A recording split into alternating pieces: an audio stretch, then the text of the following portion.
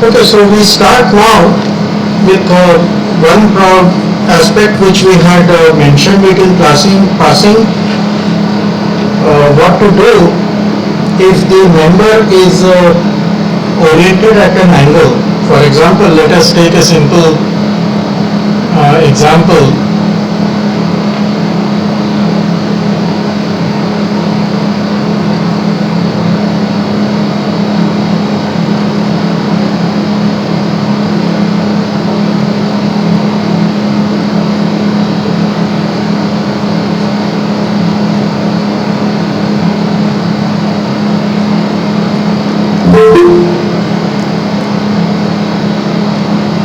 So this is element number 1,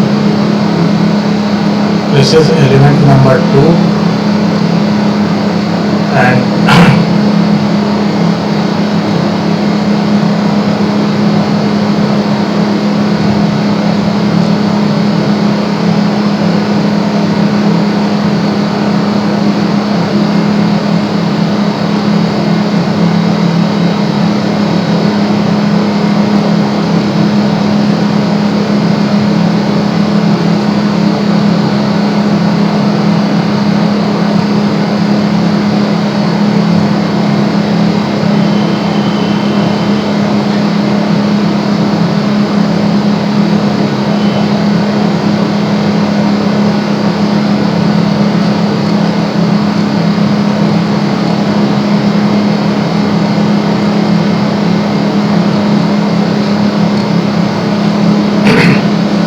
so how do you solve this? AE, this is also AE, and let's say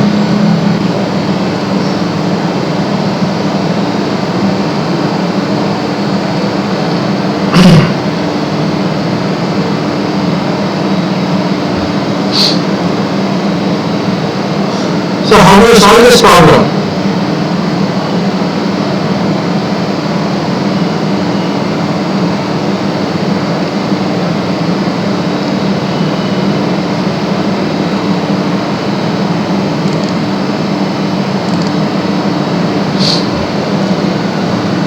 Any ideas? How do you solve this problem? This has two broad elements, as you can see. Element 1 connecting nodes 1 and 2, and element 2 connecting nodes 3 and 2.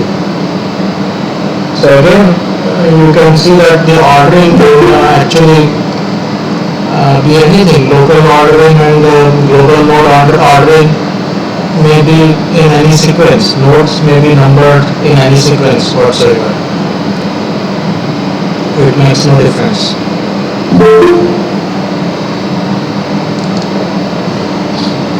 So how to solve this? Any ideas?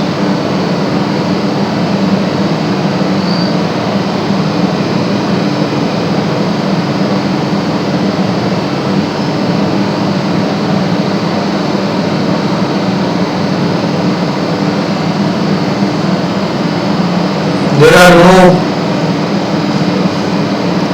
distributed skin friction or surface fractions. It's only 2 point loads acting imposed on node number 2, and the other 2 nodes are actually restrained. They do not move at all. Sir? Yes? Sir, we will going to define first the central boundary condition in node 1 and 2. Yes. That's right. So the essential boundary conditions are prescribed at node 1 and 3, and the natural boundary conditions are prescribed at node 2. That's fine. Yes, sir. And then after that, as this source alpha and apex will be discretizing along the length. And at node 1, force will not be 0. Yes, so that will be a reaction that will be computed after the solution. That's a post-processing step. So sir, that also will going to give us some boundary condition. No. secondary, primary? See, you do not specify both. You can either specify primary variable at a point, or you can specify a secondary variable at a point. You cannot specify both of them. So sir, here in this case, we have primary specified. So that is what the essential boundary condition is. The displacements are going to be restrained at nodes 1 and 3. So that is the essential boundary condition. For our convenience, we can assume those restraint values to be equal to 0.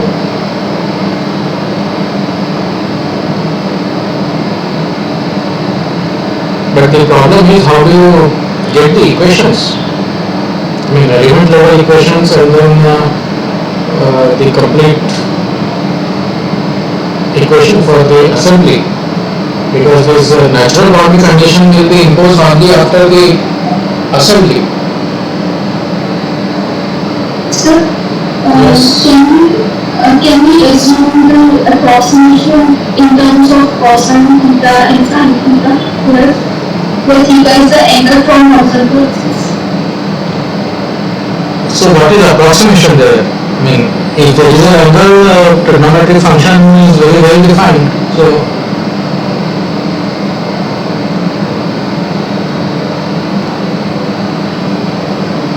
we can approximate to theta, that is the angular displacement.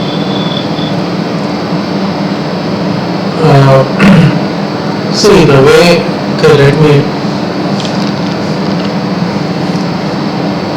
start working at it. If we know that for an element like this,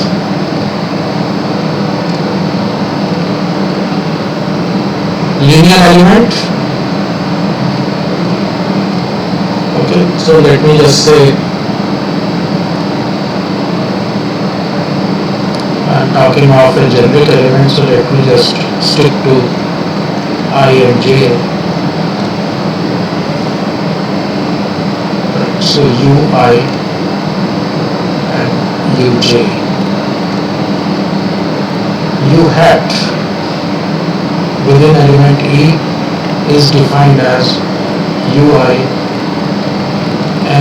Nix plus Uj Njx, where x-axis is oriented along the member axis. We have been discussing this all along. Right? And for this problem, for this arrangement, we found that the equation that eventually we get is element level equations, and K is essentially AE by L 1 minus 1 minus 1 1 Ui Uj Fi Fj.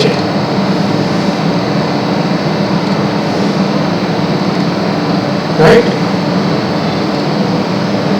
You agree with me with this so far?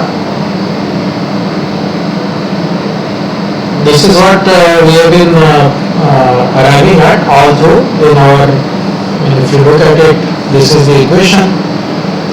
AE by L, I mean in this particular example we had length as equal to L by 2, so that's what twice AE by L, 1 minus 1 minus 1 1 U2 U3, and this is F1 F1 Fi Fj. So that's a standard result for two-noded truss element or bar element when the axis is oriented along the member. Now the problem comes if the member is inclined at, I mean different, we are required to solve a problem in which the members are inclined with respect to global coordinate axis.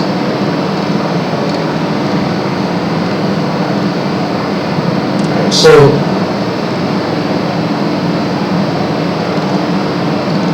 mesh connectivity,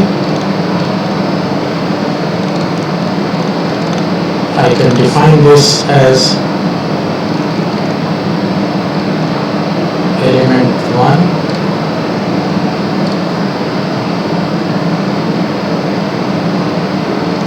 I xi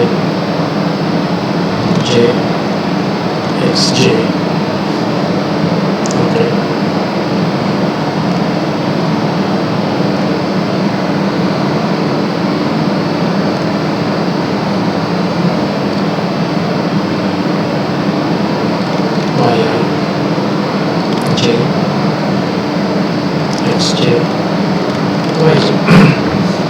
Because it's a two-dimensional problem, so we will have two coordinates. In three-dimensional problem, we will have three coordinates. So let's not complicate the matters. So ith node for element 1 is node 1. Coordinates of node 1 0 and y is also 0. Coordinate node j is 2. Coordinates of node j, xj is equal to L by 2, y is equal to h, and the length of the element will be, the length of between these 2 points. So that's equal to what?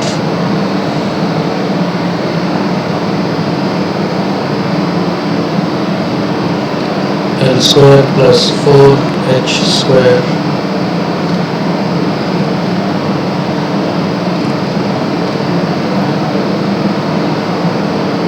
divided by 2.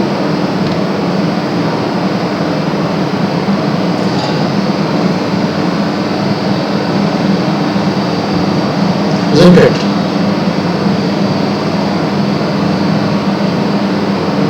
L plus 2h 2.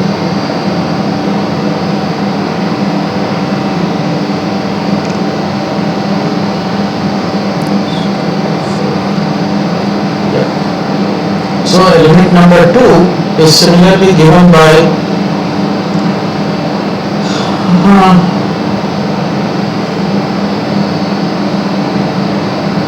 node 3. So x coordinate is L, y coordinate is 0. Node j is given by node 2 again. X coordinate is L by 2, y coordinate is h. And again L is given by L square plus 4h square square root divided by 2. So that is the length of the elements LE, and we can now think of, consider this rotation, this angle, this element being rotated by some angle theta.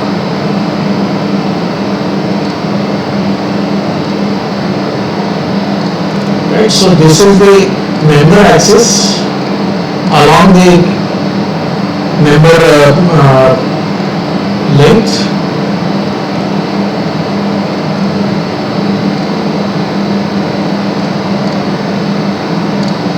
X prime, and accordingly there is normal axis which we can call as y prime, and there is the global coordinate direction x and y. So what we have here is, along the axis there are deformations of the node.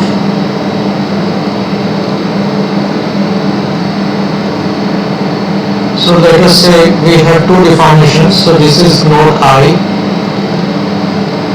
this is node J, and the member axis is oriented with global x-axis with angle theta. So this is U prime I, u prime or v prime displacement in local y direction, and this is local x direction at node j, u prime j and v prime j. Right. So essentially what we are doing here is, this is the node, we have two directions. So this is ui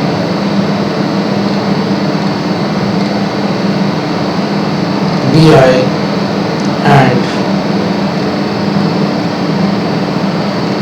u prime I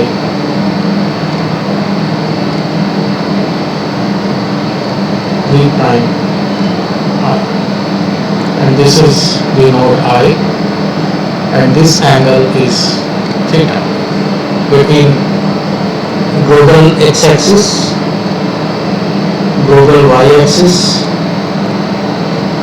local x-axis, local to the member along x-axis oriented along the member direction, and local y-axis, y prime normal to the local x-axis.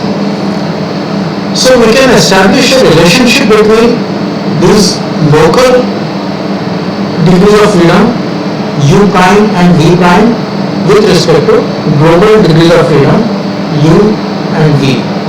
For example, I can write this as global degree of freedom is given by ui prime cos theta and vi prime. So if this is theta, this is 90 minus theta, and then this is this angle is going to be theta, and this is going to be 90 minus theta, and v prime cos of 90 minus theta is going to be minus sin theta.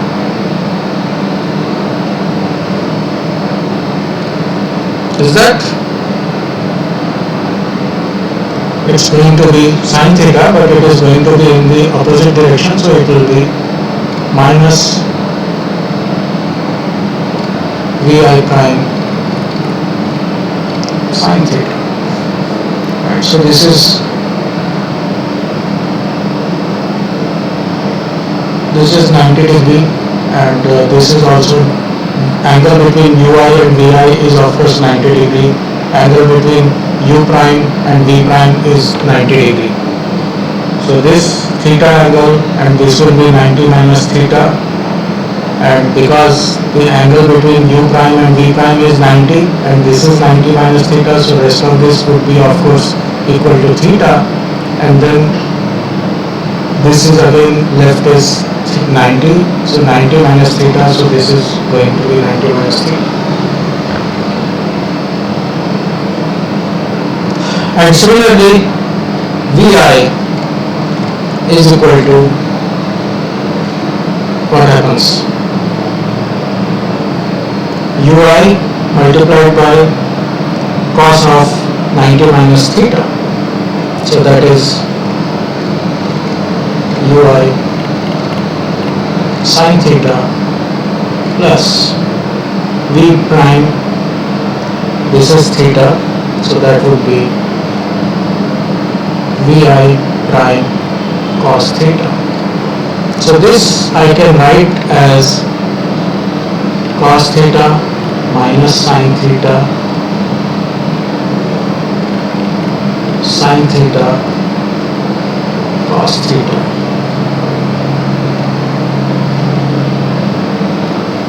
ui prime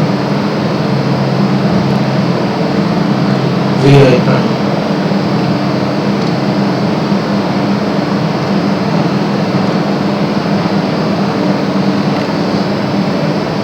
Right?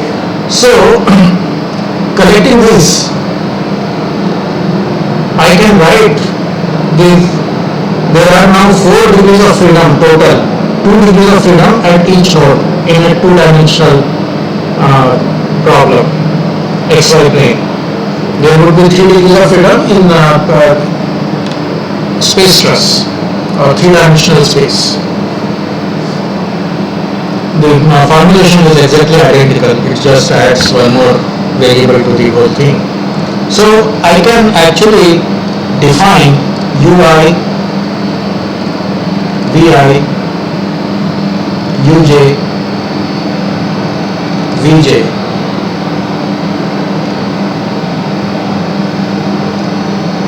as related to this transformation matrix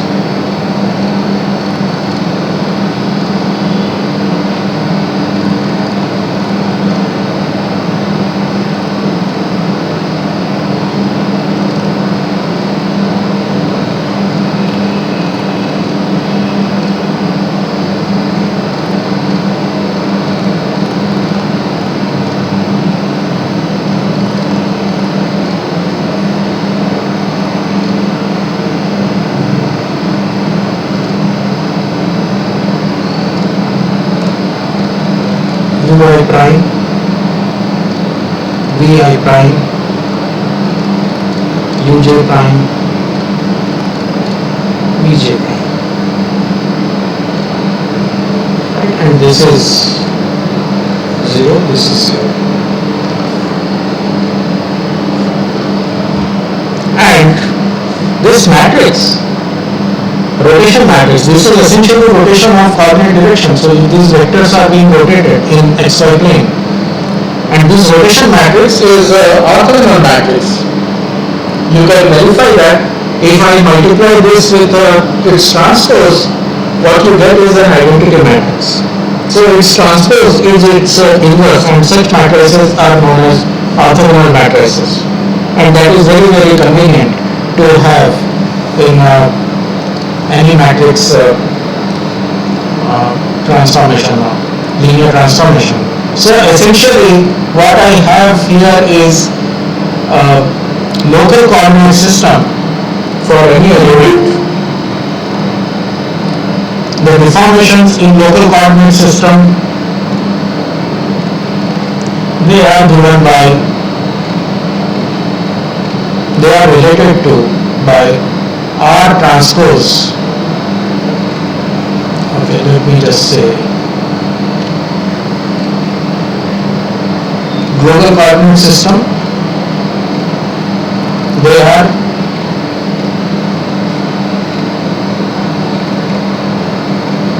related to local deformations along the local coordinate system through a rotation matrix R, and accordingly u prime can be represented as R transpose U. And we have equations in terms of U prime, the local coordinate system. Right? So this equation is in terms of U prime. So this is, let's say, U prime, U prime,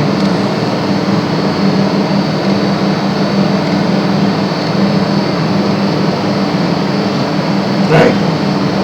And of course, we can add rows and columns corresponding to all zeros, rows of zeros and columns of zeros corresponding to degrees of freedom Vi and Vj in the local coordinate system. So V prime, Vi prime and Vj prime, and similarly corresponding rows of zeros in force vector. So in the local coordinate system, the equation may be looking like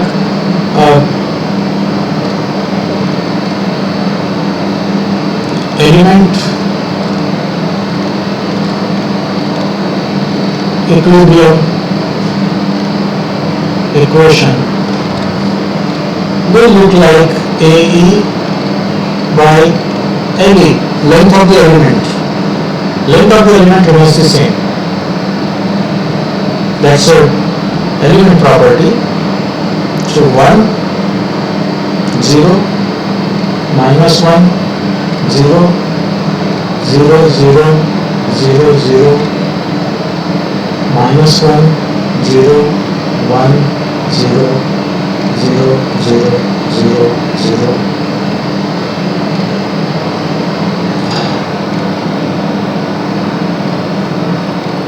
Ui prime, Vi prime, Uj prime,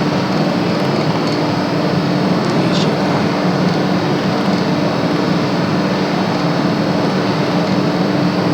Fi prime 0, Fj prime. Right? So this is in local coordinate systems.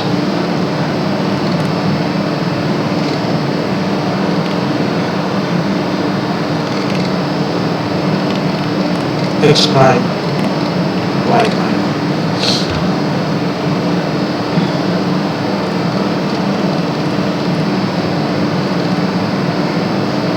Is oriented along the element axis.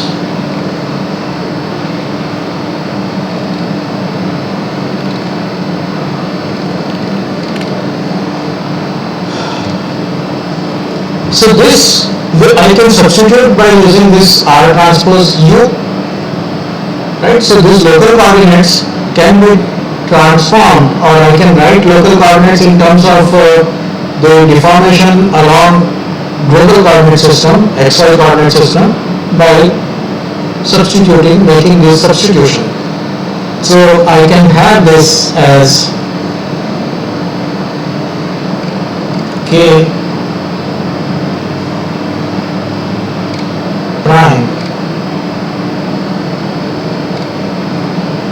U prime is equal to F prime. This can be transformed as K prime R transposed U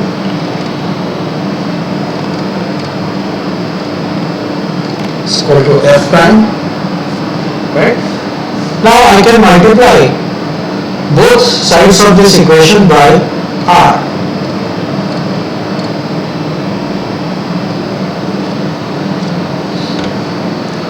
That is to orient the forces. Right now, just at this substitution, what we are doing here is, while the displacements are oriented along global X and Y coordinate direction, the force equilibrium is still being looked at along the local member axis, local coordinate direction X prime, Y prime. So we need to bring the forces also along the global frame of reference, and that is the transformation from the local frame of reference can be transformed into global frame of reference by using this transformation matrix R. So that is what we pre-multiply by R, and these local forces in the local frame of reference, they are transformed to global frame of reference, and this leads to K U is equal to F. So these are the element equilibrium equations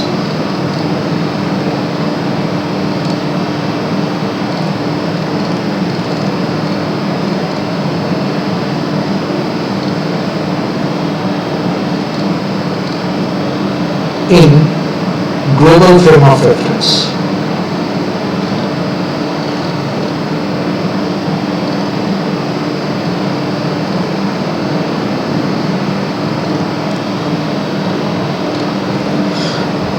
And once you have these equations, transform these entire element level equations into this global frame of reference, then you go into the assembly of equations. Right? The rest of the process is exactly similar. We go element by element, transform, formulate the element level equations along the local coordinate direction. It is easier to formulate equations in local coordinate direction.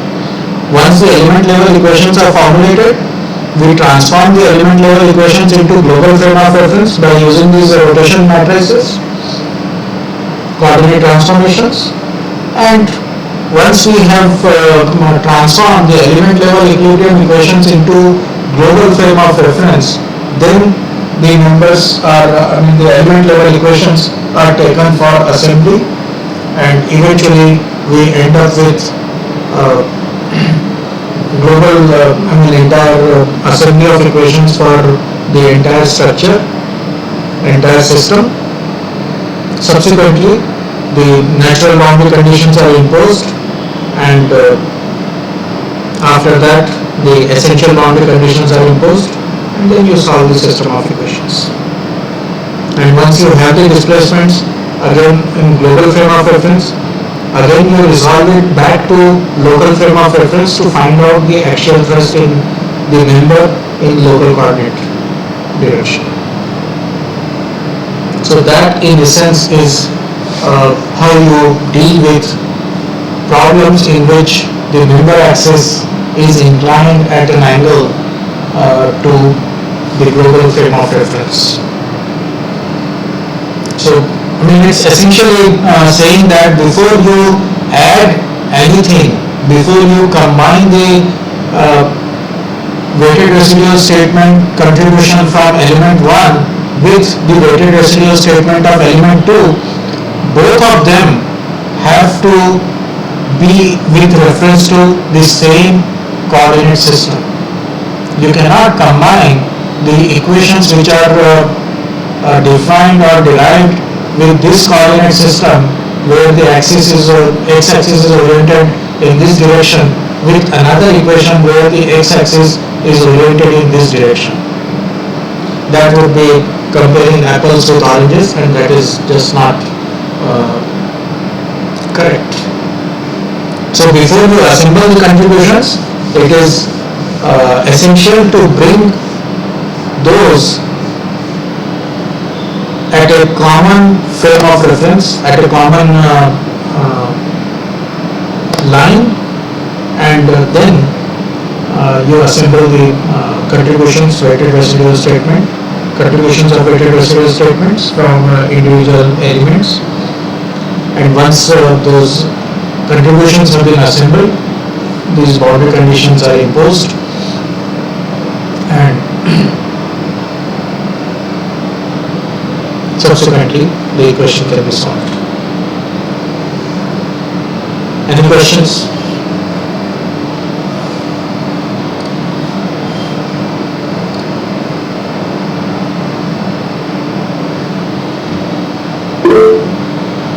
Yes, Charu? So for element 2 we have to define another local coordinate system, right? Yes. For every element there will be different local coordinate system, and theta will be defined by those coordinates. Yes, sir. Right? So it will also depend upon the direction of nodes, like what is Yes. ith node and jth node. Yes, that is why this mesh connectivity data is important. You need to know which is ith node and which is jth node, and that is how the x direction of local coordinate axis will be defined. X axis goes from ith node to jth node. So sir, the second node, what would be the local coordinate system for the second node? For the element number 2, the direction is in this way. So it will start from node 3 and move towards node 2. That is the positive direction. So the x-axis, the angle between the two x-axis is going to be more than 90 degree. It will be an obtuse angle.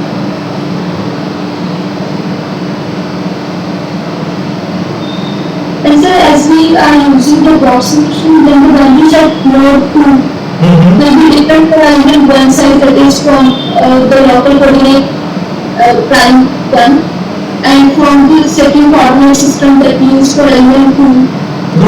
At both the values may be different because of the approximation.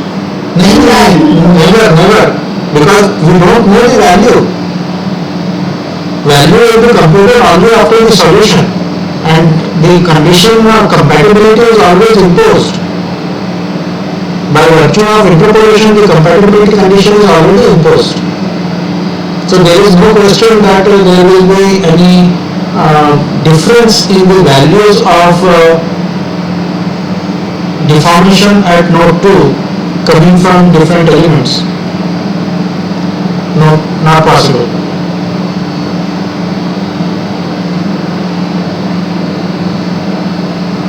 Because the only variable after you impose the boundary condition, the deformations at node 1 are 0, deformations at node 2 are 0. The only possibility is node 2 moves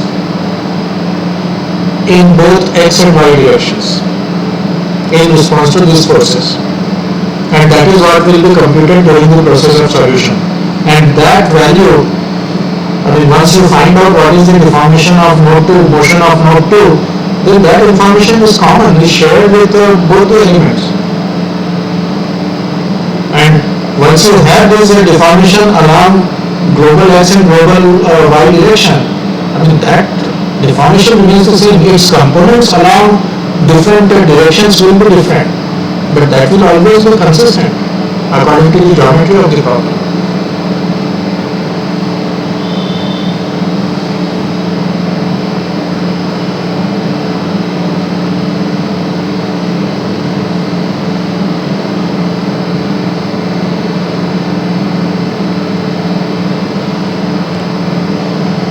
Right? Any other question? Is this clear? Yes, sir. Okay, let me share the slide where we had discussed this, and maybe that that picture might gel the concepts further.